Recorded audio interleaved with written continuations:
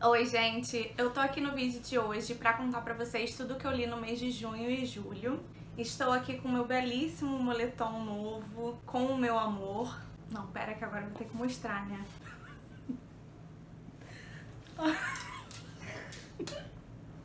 Esse aqui é meu marido, Levi Ackerman. Quem me deu foi meu namorado. Somos um trisal. E sim, ele é quase do meu tamanho. E ele é seminu e eu durmo com ele toda noite.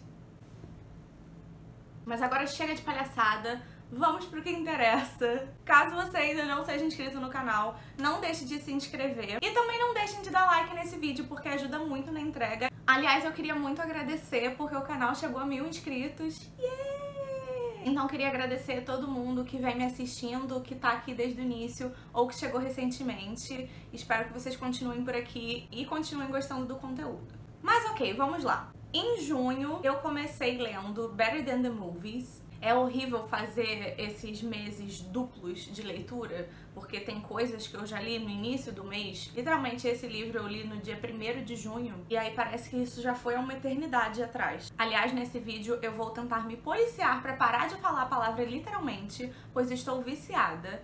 Eu fico editando meus vídeos com vontade de entrar na tela e me dar 2 tapas na cara, porque tá demais. Fico usando a palavra literalmente até quando as coisas não são literais. Mas então, Better Than the Movies, da Lynn Painter. Esse livro não tem ainda em português. Mas esse foi um livro que eu li e fiquei completamente apaixonada. Com o coração cheio e quentinho. Foi uma leitura muito gostosa. E esse foi um livro que eu li em um dia. Fazia muito tempo que eu não li um livro em um dia. E desde o início do livro eu já tava apaixonada. E queria só ficar ali completamente dentro daquela leitura. Principalmente porque eu peguei pra ler num dia que eu tava meio borocochô das ideias. Então ele me deu assim um sentimento muito bom. E esse é um YA contemporâneo. Eu não sou a maior fã, não sou a maior consumidora de YA contemporâneo. Aliás, esse é um gênero que recentemente eu tava me distanciando cada vez mais e tava perdendo o interesse. Não era algo mais que me chamava muita atenção. Aliás, eu tava até com um hábito meio ruim de, tipo, achava um livro que me interessava no Goodreads, aí eu lia a sinopse, queria ler, e depois que eu via que tava com a tag de YA, eu ficava mais desanimada e não botava. E aí esse livro aqui veio pra acabar com essa minha palhaçada, com esse desdém que eu tava tendo com o gênero, com o YA contemporâneo em específico, porque tipo, fantasia e outros gêneros dentro de YA eu nunca deixei de consumir. Aqui a gente vai acompanhar a Liz. E aí um cara que ela sempre teve crush volta a morar na cidade. E ele é do grupo de amigos do vizinho dela, que ela não gosta muito, eles vivem se estranhando assim. Por causa de uma vaga de carro, como eles são vizinhos, eles moram naquele final da rua assim, só tem uma vaga. E aí eles vivem brigando por ela. E aí a Liz faz uma proposta pra ele, falando que ela vai deixar ele ficar com a vaga caso ele ajude ela a se aproximar desse menino que ela tem um crush. E eu gostei muito da Liz, eu gostei muito do Wes, tanto individualmente quanto os dois juntos. Achei tudo muito fofinho e eles combinaram muito, apesar de serem bem diferentes um do outro.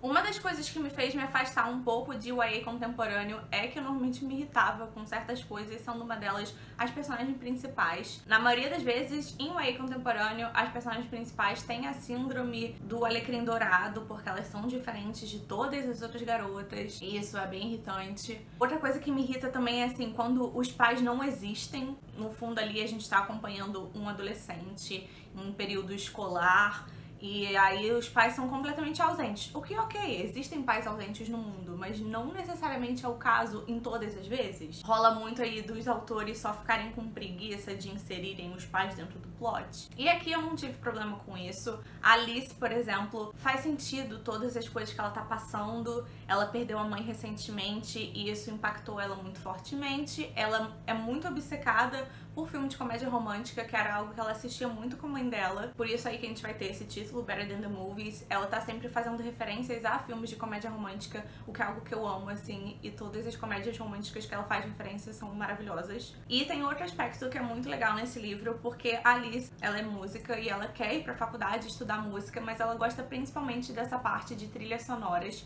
Então na vida dela, ela tá sempre montando playlists pra fazer uma trilha sonora do momento. E no geral, eu não sou a maior fã de quando autores botam música inserida dentro da história, porque normalmente eu acho umas músicas muito aleatórias e muito ruins. E nesse caso aqui as músicas são genuinamente boas e atuais, sabe? Deu pra ver que a autora se esforçou pra fazer um bom trabalho em relação a isso. Então a gente vai ter tipo de Frank Ocean a Taylor Swift. Eu fiquei ouvindo a playlist um tempão depois de ter acabado o livro. Esse livro me lembrou aquele The Duff em alguns sentidos, essa coisa deles serem vizinhos, deles não se darem muito bem.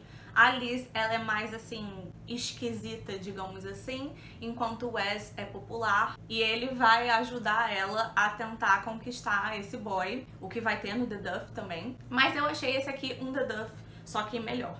Mas no geral, assim, foi só um livro muito gostosinho, que deixou meu coração cheio e só 100% feliz. Foi uma leitura que eu gostei muito e eu dei 5 estrelas. Sim, até eu estou impressionada que eu dei 5 estrelas para um YA contemporâneo.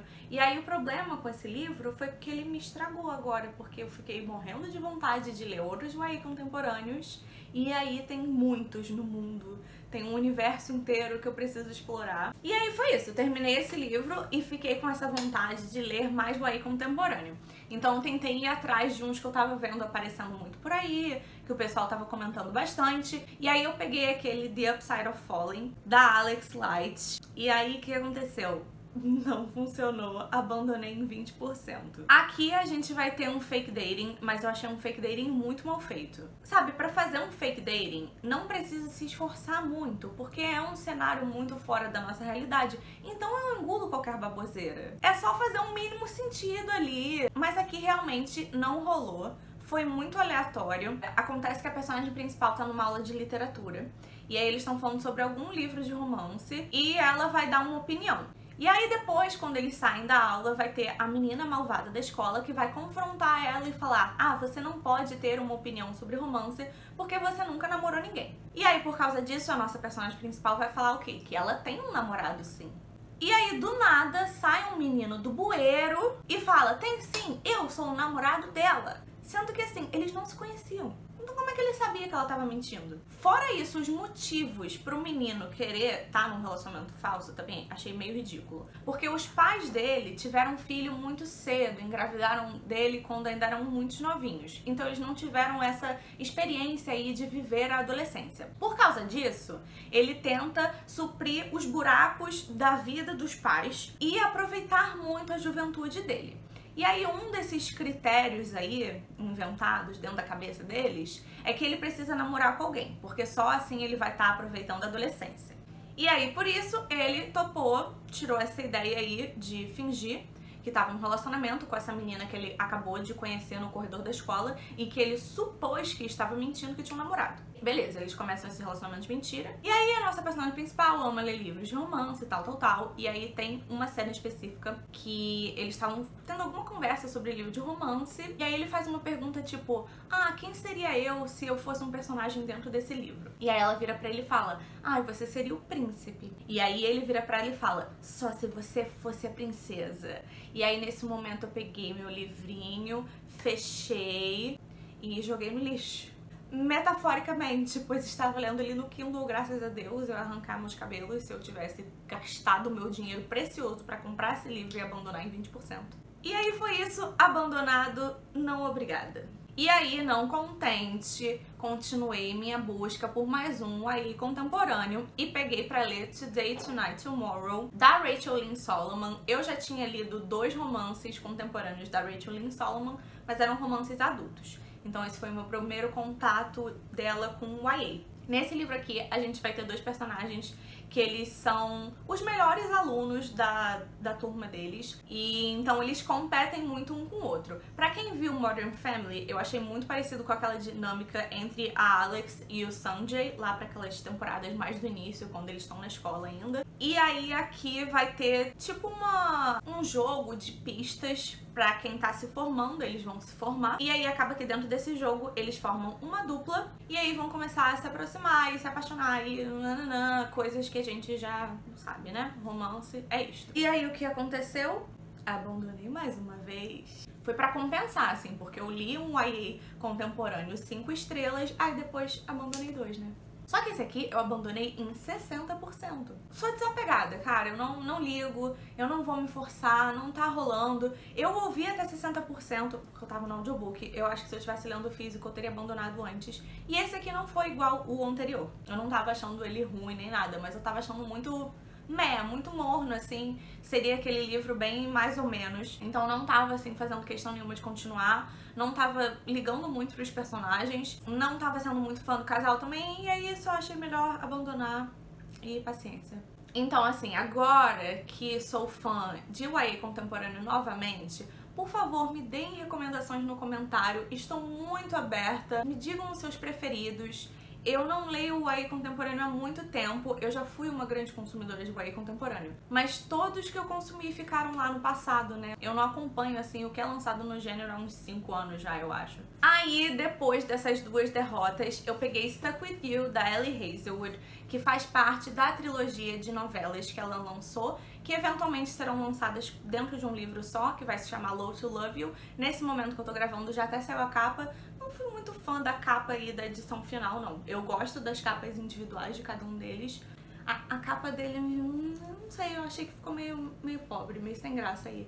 Mas então, Stuck With You é a segunda novela que saiu em junho. Em Stuck With You, a gente vai acompanhar outra amiga desse grupo, que também é engenheira ambiental, porque aí nessa novela a gente vai estar só acompanhando mulheres engenheiras. E a nossa personagem principal vai conhecer o Eric. Ele trabalha para uma empresa que meio que compete com a dela no mercado, né? Quando eles se conhecem, ela ainda não sabe disso, eles meio que se conhecem em um dia, passam o dia todos juntos, e aí ficam super afim um do outro e tal, e aí eles acabam se pegando, nananã. E depois ela começa a odiar ele, porque ela descobre aí um negócio, e aí depois eles ficam presos no elevador e vão ter que lidar aí com essa situação. Gostei, muito bonitinho, adoro Ellie Hazelwood, eu gosto de tudo que ela escreve, eu acho a Ellie Hazelwood muito engraçada, eu sempre dou risadinhas, tem ótimas piadas nesse livro, tem uma piada da IKEA específica, ri muito. Um adendo, que tem uma piada nesse livro que Ellie Hazelwood roubou do meu querido Michael Scott de The Office. Ellie, eu vi aí o que você fez, hein? Mas deixando isso de lado, eu gosto muito dessas novelas, acho muito fofinhas. Obviamente são curtas, porque são novelas, então não tem o maior desenvolvimento do mundo. Mas é isso, sou fã de Ellie Hazelwood. Aliás, fui na sessão de autógrafos da Ellie Hazelwood, que teve aqui no Rio, porque ela foi pra Bienal, mas veio no Rio também. Eu não fui pra Bienal, mas eu fui na sessão de autógrafos. Então a minha hipótese do amor está autografada e estou muito feliz. Deixa eu aproveitar que eu já tô aqui, já tô falando da novela, eu vou falar da outra logo, que é Below Zero. Essa eu li só em julho, porque lançou só em julho. E Below Zero é a que vai fechar aí esse grupo de novelas. Below Zero a gente vai acompanhar uma engenheira que trabalha pra NASA, e ela vai ter um lance aí com um carinha que trabalha pra NASA também. Eles vão se conhecer, ficar afins um do outro, só que ela não quer se envolver em relacionamentos sérios, ela meio que assim, só dá uns pega. E ele não tá muito afim disso, então o negócio não vai pra frente. E depois ela acaba odiando ele porque ele vetou um projeto que ela passou. E a mesma coisa, achei fofinho, eu adoro a Ellie Hazelwood, eu gosto muito da forma que ela escreve, eu gosto da forma que ela cria os personagens, eu gosto muito da dinâmica de romance que ela cria entre eles. E eu dei 4 estrelas pra todas as novelas. Se fosse pra fazer um ranking, eu gostei mais de Under One Roof, estaria em número 1, em número 2 Stuck With You, e por último estaria Below Zero. Eu ainda gostei de Below Zero, mas eu acho que eu gostei menos das 3 porque é a que a gente passa menos tempo vendo eles interagindo. Eu vi que muita gente ficou incomodado com Below Zero porque tem uma cena de sexo que eles ficam falando umas coisas, comparando as partes dos corpos com locais específicos que tem em Marte, porque os dois são obcecados por Marte, eles trabalham numa parte específica da NASA que é pra mandar robôs pra Marte. E aí eu vi as pessoas falando que ficaram com nojinho dessa parte. Mas eu só, tipo, eu não liguei, sabe? Deixa os nerds da NASA serem felizes, deixa eles. Tá, mas então voltando pro passado, voltando pras minhas leituras de junho, porque Below Zero eu li em julho, eu peguei o audiobook de The Office BFFs pra ouvir, que é o livro novo da Jenna Fischer e da Angela Kinsey, que são respectivamente a Pam e a Angela de The Office. Elas se conheceram nas gravações e viraram melhores amigas, e elas têm um podcast que se chama The Office Ladies. Esse livro é baseado no podcast que elas têm juntas. Esse audiobook principalmente foi muito gostoso de ouvir porque ele é narrado pelas duas, então ele dá essa sensação que o podcast dá. Eu também escuto podcast, eu não tô acompanhando, assim, ainda não cheguei no último episódio lançado, eu tô bem mais atrasada. Porque no podcast elas vão analisando episódio por episódio. Eu acho que eu tô na temporada 2, por aí. Porque a proposta do podcast inicialmente é você reassistir o episódio que vai ser debatido e aí depois no podcast elas vão assim ver todos os detalhes minuciosos, elas falam, tem entrevista com os atores, tem entrevista com o pessoal da produção, então elas falam muito dos props também, por exemplo, sei lá, a caneca do Michael ou o bubble head do Dwight, como umas coisas estão ali dentro do episódio e sobre esses behind the scenes que acontecem. É muito divertido você assistir o episódio e ficar tipo, eu sei por que essa cena tá aí, ou tipo, eu sei que essa cena, por exemplo, foi improvisada. E eu não tava fazendo isso, eu tava só ouvindo, porque The Office é a minha série preferida, eu já revi milhões de vezes, mas eu tô num momento meio assim, eu revi 2 vezes recentemente, revi uma sozinha, depois eu revi outra quando a minha irmã tava assistindo, aí eu fui ver com ela também. Então tá tudo muito fresco na minha cabeça. Até mês passado, na verdade, eu fui comer e não tava assistindo nada, aí eu só botei um episódio aleatório de The Office pra passar, e aí depois eu me arrependi, porque eu pensei, não, tá muito cedo ainda, sabe? Tá tudo muito fresco na minha cabeça. Bom, mas enfim, por que eu tô falando isso tudo? Porque eu acho que eu sinto que eu aproveitaria mais escutar os episódios do podcast depois de ter reassistido o episódio que elas vão falar especificamente. Ou o contrário, ouvir o episódio do podcast e aí assistir o episódio. Tanto faz. Então eu meio que dei uma pausa no podcast por causa disso. Bom, então aqui nesse livro elas vão falar de como o programa começou, como foi esse processo deles comprarem a série, de gravar o piloto, como foi essa adaptação, né? Porque inicialmente The Office é uma adaptação da série da Inglaterra. A primeira temporada é igual à série da Inglaterra, depois disso eles só vão pra um caminho completamente diferente. A primeira temporada não, se bobear acho que é só o piloto, não tenho certeza agora. E aí o livro é muito parecido com um podcast nesse sentido, elas vão falar sobre como foi trabalhar na série, sobre como foi trabalhar com os outros atores, também com o pessoal da produção, e vão também analisar certos episódios específicos, episódios mais icônicos. E dentro disso também elas vão falar como viraram melhores amigas. E realmente é muito parecido com um podcast. Eu acho que pra quem acompanha o podcast não vai ter muita coisa inédita, porque elas acabam repetindo muito das histórias que elas falam no podcast, porque o podcast, querendo ou não, já tem muitos episódios, já tem mais de 100. Claro que aqui também vai ter conteúdo inédito, principalmente porque elas vão falar sobre episódios que elas ainda nem gravaram sobre no podcast. Então, ao mesmo tempo tem isso, assim, se você acompanha o podcast, vai ser meio que um spoiler do podcast. E assim, por mais que eu não tenha ouvido já todos os episódios do podcast, eu já ouvi bastante coisa, então eu senti que ficou muito repetitivo várias vezes. Eu achei legal que o audiobook tem conteúdo extra. Por exemplo, tem um capítulo que é lido pelo ator que faz o Dwight. Tem um momento que tem o ator que faz o Andy tocando banjo. Mas eu sei que no livro físico, por exemplo, tem fotos. Óbvio que eu amo The Office, então qualquer conteúdo relacionado à série eu amo. Mas eu senti também que esse livro não foi pra mim, que já escuto o podcast delas. Eu acho que ele realmente é um livro mais pra quem não tá interessado em escutar todos os episódios do podcast. Às vezes quer só consumir um conteúdo ali mais compacto. Então essa aqui seria a pedida perfeita. Então pra esse eu acabei dando 3 estrelas. Depois eu peguei Hunted, da Megan Spooner, pra ler. Esse aqui eu li no físico, porque eu tinha o físico, mas quem viu aí o meu vídeo de unhaul, né, desapegando dos livros, esse foi um dos livros que eu me desapeguei. Esse livro vai ser, então, um reconto da Bela e a Fera, mas ele vai se passar numa Rússia medieval. Ele é uma fantasia YA e é um livro único. E o livro, ele vai rondar muito, assim, essa parte do folclore russo, principalmente a história do pássaro de fogo. E eu gostei muito dessa parte porque ele realmente tem esse sentimento de conto de fada. A gente vai ter a floresta, a casa abandonada, muita neve. Então foi um livro bem gostosinho de ler no frio. Eu gostei da escrita da autora também. Eu achei que ela escreve de uma forma bonita, sem ser muito floreada nem nada do tipo. Uma reclamação que eu tenho é que eu acho que foi um reconto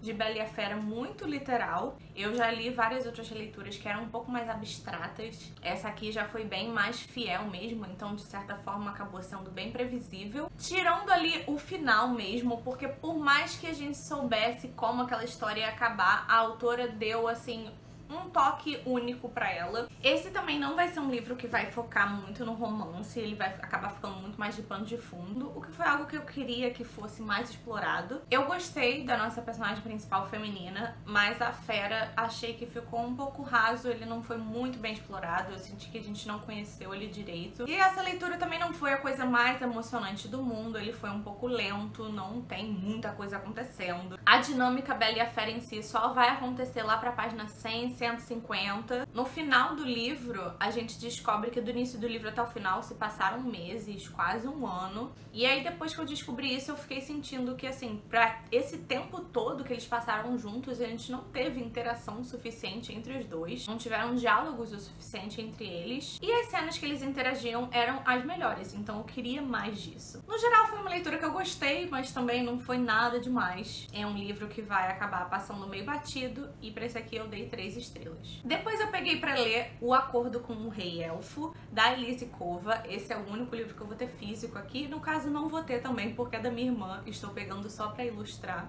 E aqui a gente vai acompanhar esse mundo, que existe um tratado entre o mundo humano e o mundo élfico, que a cada 300 anos, mais ou menos, uma humana vai ter que se casar com um rei elfo. Isso porque a magia desses dois reinos se contrabalanceiam, enquanto o mundo humano tá mais conectado a essa magia natural.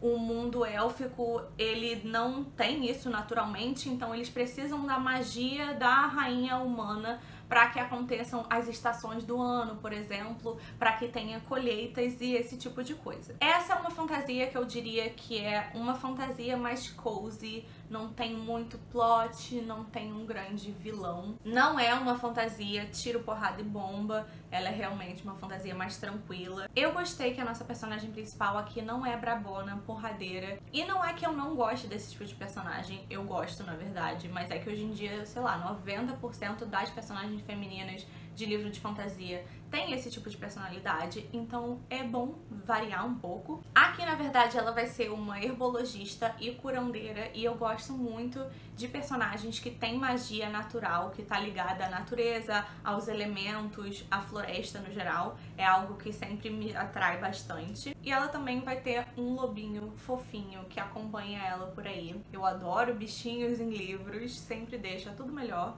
Esse livro me lembrou Enraizados em certos momentos, algumas dinâmicas que a gente vai ter aqui e esse contraponto entre os dois tipos de magia. E aí isso acabou me dando uma vontade de reler Enraizados. Eu amo muito Enraizados, ele tá na minha lista de livros favoritos da vida, mas eu nunca reli. Então será que talvez está chegando o momento, porque já faz bastante tempo que eu li, então realmente assim, não lembro mais muito especificamente. Eu não achei a escrita da autora desse livro a melhor, principalmente em relação à construção do mundo. Ela falava certas coisas e não explicava, a gente meio que só tinha que aceitar que era aquilo mesmo. E tinha algumas coisas também que me incomodaram em relação à escrita de construção de cena mesmo. De, por exemplo, ter um personagem aqui enquanto o outro tá do outro lado da sala, e aí do nada um tá passando a mão na cabeça do outro, e aí não tem esse movimento assim de ele foi se aproximando nem nada do tipo, é só meio que cortado, e aí me dava uma sensação esquisita de tipo, mas ele tava lá longe, como é que ele tá aqui tocando na cabeça da outra, sabe? O casal não foi dos meus preferidos, achei eles fofinhos, mas também meio nada demais. Eu gostei porque aqui vai ser bem claro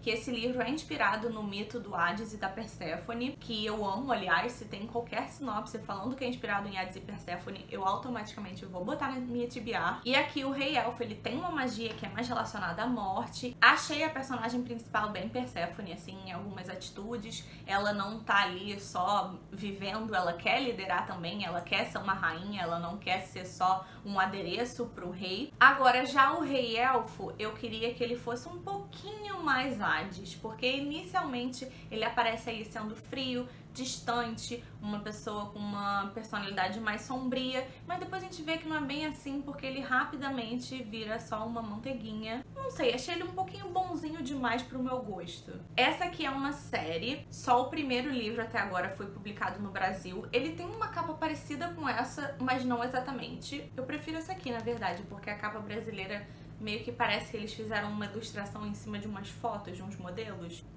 não fui muito fã, não. Lá fora já saiu o segundo livro, mas essa aqui é uma série de livros que se acompanham, no caso, né? Eles se passam no mesmo universo, mas não são necessariamente conectados. Então cada livro vai seguir personagens diferentes, seres diferentes, porque existem muitos seres diferentes dentro desse mundo. O primeiro, no caso, são elfos, o segundo são fadas e o terceiro são vampiros.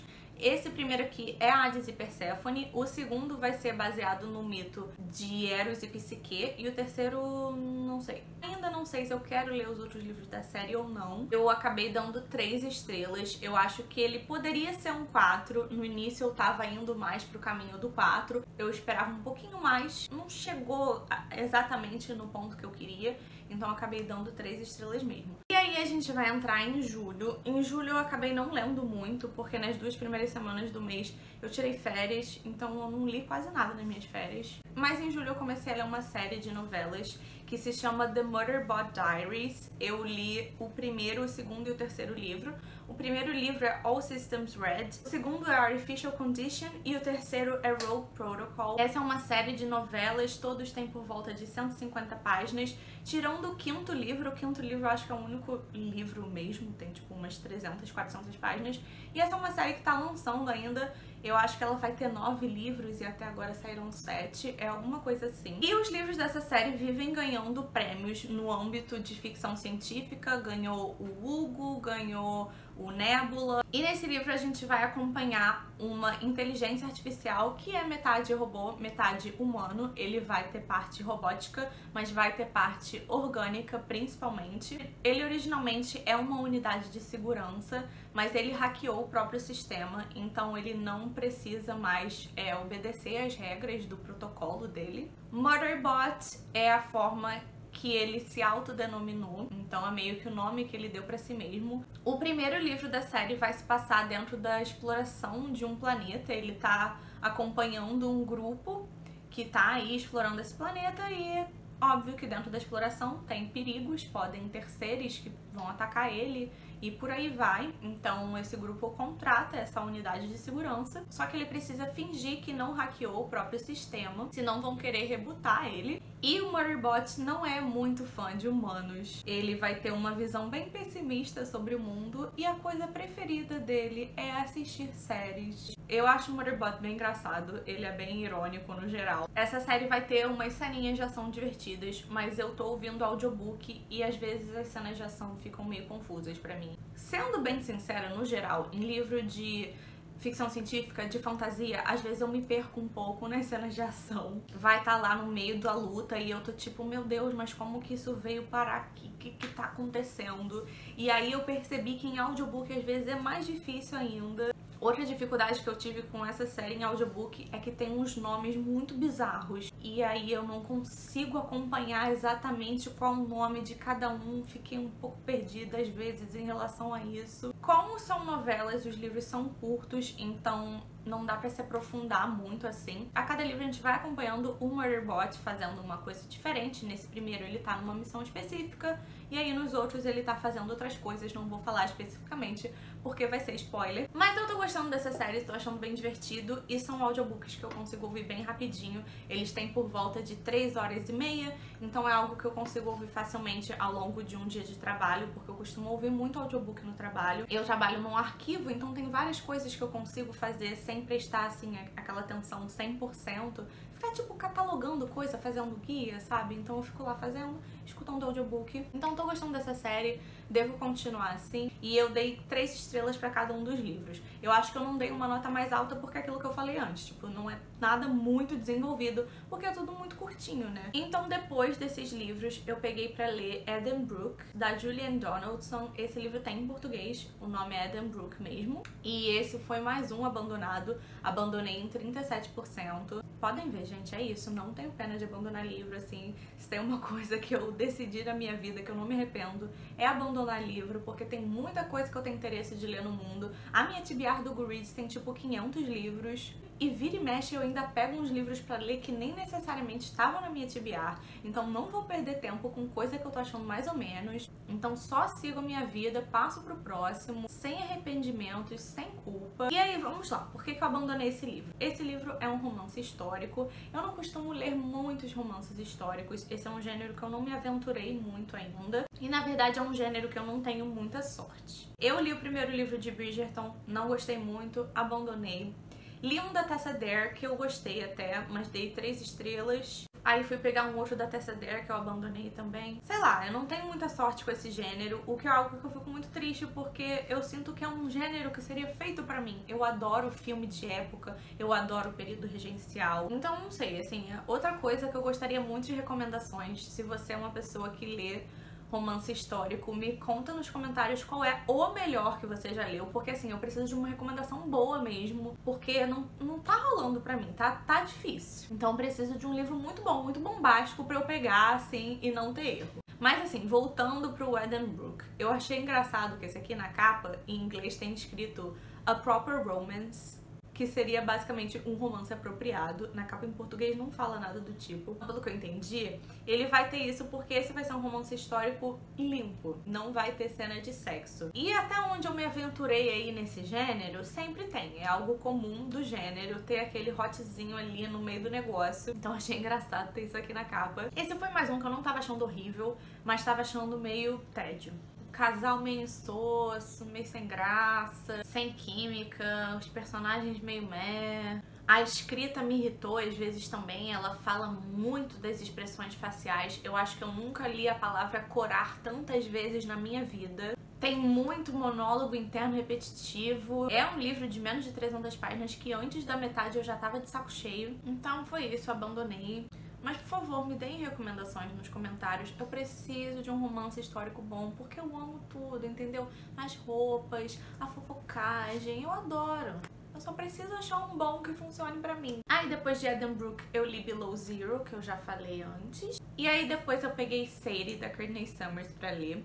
Eu peguei no audiobook, mas esse aqui tem em português também, o nome é igual. Esse é um livro que ganhou vários prêmios e pra mim ficou bem claro o porquê. Aqui a gente vai acompanhar a história da Sadie, que perdeu a irmã mais nova, a irmã dela foi assassinada e a Sadie então vai decidir se vingar do assassinato da irmã. Aqui a gente vai acompanhar duas narrativas diferentes, a primeira delas é da Sadie, e aí seguindo esse caminho de vingança, e a outra vai ser um podcast que se chama The Girls, eu não sei como é o nome em português, provavelmente As Garotas, e nesse podcast ele vai estar contando esse caso específico do assassinato da Mary, mas mais principalmente do desaparecimento da Sadie. Então vai ser um podcast de true crime dentro desse livro. E nesse podcast ele vai estar, assim, principalmente tentando descobrir o que aconteceu com a Sadie. Então ele vai estar retraçando os passos dela, o que foi algo muito interessante de acompanhar, porque a gente vai ler os capítulos da Sadie e aí depois a gente vê o podcast, ele pegando certas pistas e fazendo certas conexões, e aí chegando em lugares que a Sadie passou. E esse aqui eu ouvi o audiobook e sinceramente foi espetacular.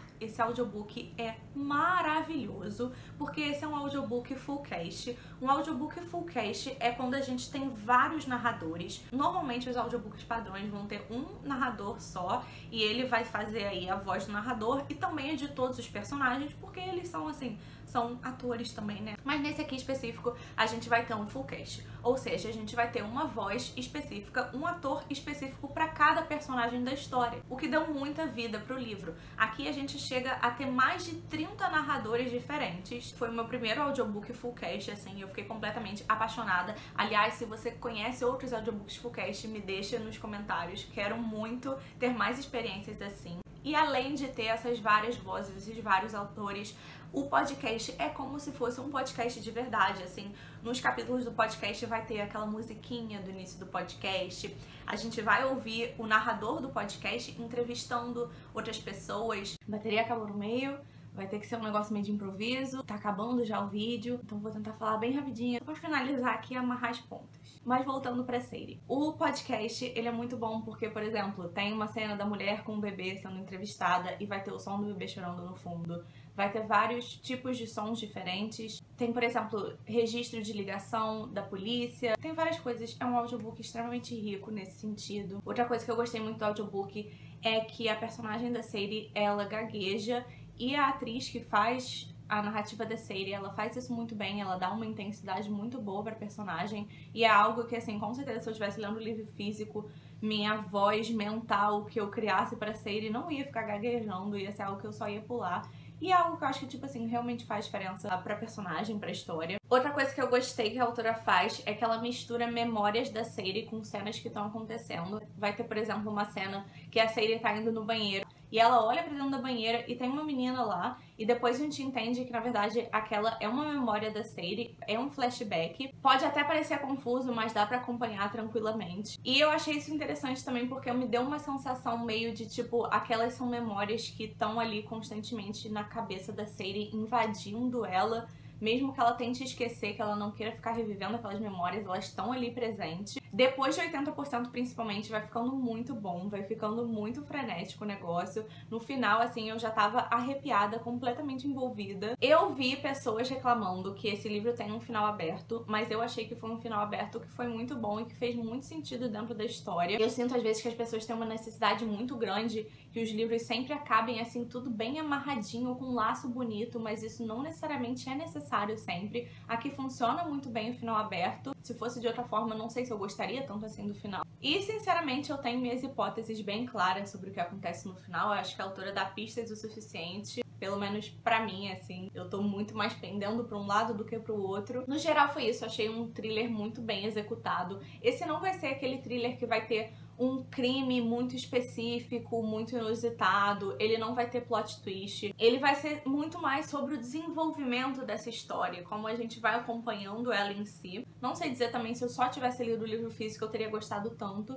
mas no fundo também não importa, pra esse aqui eu acabei dando 5 estrelas. E aí, enfim, o último livro que eu li em julho foi Vermelho, Branco e Sangue Azul, da Casey McKinston. Nesse livro a gente vai acompanhar o filho da presidente dos Estados Unidos se apaixonando pelo príncipe da Inglaterra. E eu não vou entrar em detalhes sobre a minha impressão sobre esse livro, porque eu gravei um vlog que eu tô fazendo a leitura desse livro, então vou falar lá em detalhes do início ao fim, o que eu fui achando enquanto eu tava lendo. Esse vlog vai ao ar semana que vem, então caso você tenha interesse de ver, já tá aí avisado, já tá sabendo. E eu acho que esse vai ser um vídeo divertido, porque foi o meu primeiro vlog de leitura daqui do canal. E é isso, essas foram todas as minhas leituras de junho e julho. Eu espero que vocês tenham gostado do vídeo e eu vejo vocês no próximo.